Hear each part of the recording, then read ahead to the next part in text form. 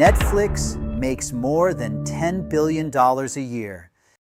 Yet most people think they pay Netflix too little. How is that possible? Because Netflix isn't selling movies. It's selling something much more valuable. Throughout this video, you'll discover the single equation that determines almost every decision Netflix makes. Everyone thinks Netflix is one of the biggest entertainment companies in the world. They're wrong. Netflix isn't winning because it makes great movies. It's winning because it built one of the most efficient economic machines ever created. Every recommendation, every TV show, every subscription plan exists to optimize one equation. And once you understand that equation, you'll never look at Netflix the same way again. This dual access chart tracks Netflix's recent financial performance. The company generates over $45 billion in annual revenue while maintaining an operating margin climbing toward 30%, all while charging a relatively low monthly fee. These figures are difficult to reconcile if Netflix is evaluated as a traditional media distributor that simply sells movies. The modern model replaced a legacy rental system built on physical constraints. The economics of video stores relied on consumer inconvenience, with Blockbuster alone collecting roughly $800 million in late fees in the year 2000. Transitioning to DVD by mail repositioned the brand to eliminate these punitive frictions. By removing late fees and inventory stockouts, Netflix removed the penalties associated with watching a movie. This strategy secured a critical economic advantage. Subscription fees were collected upfront, providing predictable front-loaded cash flow before the company fulfilled any service. Netflix traded the friction of transactional sales for a recurring revenue engine. This shift provided the financial visibility necessary to fund long-term infrastructure and content investment. Underneath the user interface, Netflix operates as a closed-loop subscription engine governed entirely by a specific mathematical logic. This equation defines customer lifetime value. It serves as the structural blueprint for every strategic decision the company makes. The numerator, average revenue per user multiplied by gross margin, calculates the raw cash generated by a single subscriber. The denominator is the monthly churn rate, or the percentage of cancellations. Because this divides the value above it, a shrinking churn rate creates an exponential increase in the total worth of the subscriber base. Every technical innovation and creative greenlight at Netflix exists specifically to optimize one of these three variables. To see how Netflix protects its gross margin, we have to look at its largest expenditure, the $13 to $17 billion deployed annually for content. Macroeconomic factors can cause temporary dips in this spending, such as the 2023 labor strikes that dropped outlay to $13 billion. However, when production is at capacity, the underlying capital strategy remains consistent.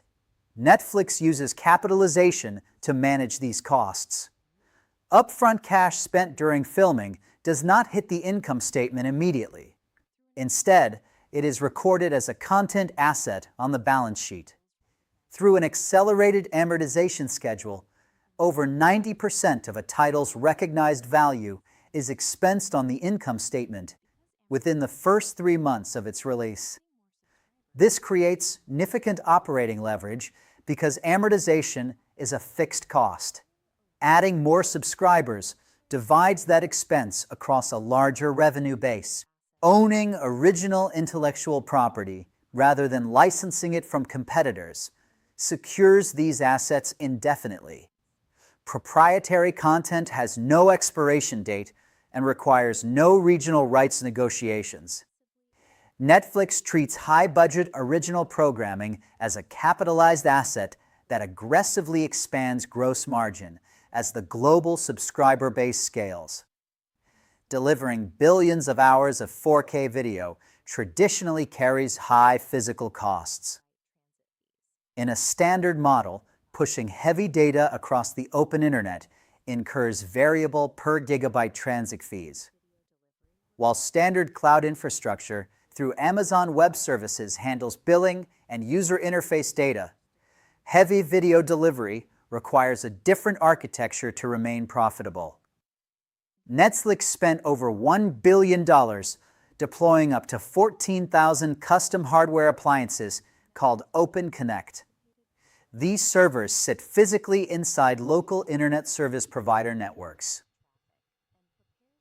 During off-peak hours, Netflix pushes anticipated popular content to these local servers. This bypasses peak internet traffic and prepares the data for local access. Internet service providers host these servers for free because it saves them an estimated $1.25 billion in transit fees. Netflix, in turn, achieves buffer-free 4K delivery. This proprietary network eliminated the middleman, driving the marginal cost of delivering a stream to nearly zero and protecting the company's operating margin. We now turn to the denominator of the LTV equation, monthly churn. A fractional reduction in cancellations translates to billions of dollars in enterprise value. Netflix prioritizes the completion rate over traditional overnight ratings. A show is evaluated based on the percentage of subscribers who finish the entire season within a 90-day window. The company applies portfolio theory to production. Highly efficient, low-cost shows with high completion rates provide the financial stability needed to take risks on massive budget cultural hits. The recommendation engine serves as a critical retention tool. Its ability to prevent cancellations is valued at over $1 billion per year. The platform uses collaborative filtering to rebuild the homepage in real time, even personalizing the artwork for a title based on a user-specific viewing history. User cancellations typically occur the moment a platform feels like a library of irrelevant content. These algorithms function as preventative infrastructure engineered specifically to minimize churn by ensuring users never reach the point of cancellation. The final variable is average revenue per user. As subscriber growth in the United States and Europe reached saturation, Netflix had to find new ways to increase the value of each account. The addressable market for high-priced ad-free plans has a natural ceiling. This led to a strategic reversal and the introduction of an ad-supported tier. The ad-supported tier operates as a dual revenue vehicle. While the base subscription price is lower, the addition of high-rate programmatic advertising revenue allows these users to match or exceed the profitability of standard plans. This architecture captures budget-conscious users without cannibalizing revenue from premium subscribers. Netflix also used network telemetry and device identification to enforce household boundaries. This forced millions of non-paying password sharers to convert into revenue-generating accounts. These enforcement and advertising strategies pushed revenue growth back above 15%, extracting deeper value from mature markets. The LTV equation functions as a continuous loop. Upfront revenue funds capitalized content, which is distributed via Open Connect and optimized by the algorithm to minimize churn and maximize reinvestment. During the streaming wars, legacy media companies attempted to buy market share by underpricing subscriptions and spending heavily on content libraries. These competitors lacked Netflix's proprietary infrastructure and data moat. Relying on third-party delivery networks resulted in massive operating losses that were unsustainable over time. Netflix is now expanding into live programming to further lower its churn rate in mature markets. Live sports create a time-sensitive reason for users to stay subscribed. This weekly habituation is something on-demand content alone cannot provide. Integrating recurring live events like weekly wrestling matches further cements the platform as a mandatory household utility. Netflix outperformed the legacy studios by building an accelerating financial flywheel, a closed-loop system that is now large enough to absorb the entire ecosystem of live television. The success of this model follows 5 principles. Remove consumer friction. Transition to recurring revenue. Build a physical infrastructure moat. Treat every data point as a strategic asset. Every department at the company reinforces the next. Higher subscriber counts feed the data engine, which improves the algorithm, which reduces churn, and provides more capital for content. This machine serves 278 million households at a near zero marginal cost per stream, resulting in over $10 billion in operating income. The Netflix logo identifies a recurring revenue engine calibrated for global scale. This system expresses the logic of subscription economics through the medium of movies and television.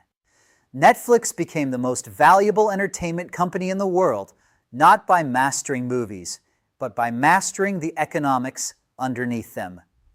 Great companies don't just build products, they build systems. Netflix happens to build one of the smartest systems in modern business. If you enjoy breaking down the business logic behind companies like Apple, Costco, Amazon, or Starbucks, subscribe, because that's exactly what this channel is about.